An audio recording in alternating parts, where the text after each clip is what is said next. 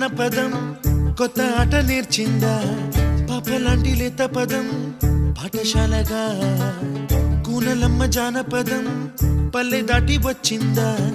చవళిల జానతనం పాట చూపగా కుంచెలో దాగే చిత్రాలు ఎదురొచ్చేలా అంతటా